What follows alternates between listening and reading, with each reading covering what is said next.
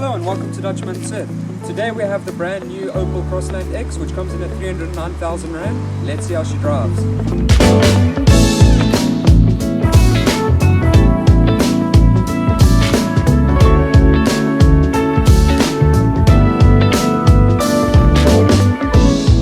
So the car comes with quite a few standard features like this intuitive touchscreen infotainment system where you can navigate through the audio, gallery, phone, projection and settings for the car. You also get a multifunctional steering wheel, cruise control, electric folding side mirrors, as well as a 12-volt socket in the front with USB connectivity to connect your mobile device for Android Auto and Apple CarPlay. There's also an optional extra in this car, which is the reversing camera, and it's probably worth choosing if you need that extra set of eyes when parking.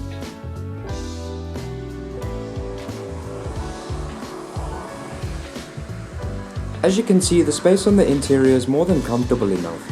And going to the boot area, you'll see it is also quite roomy with a capable capacity of 410 litres.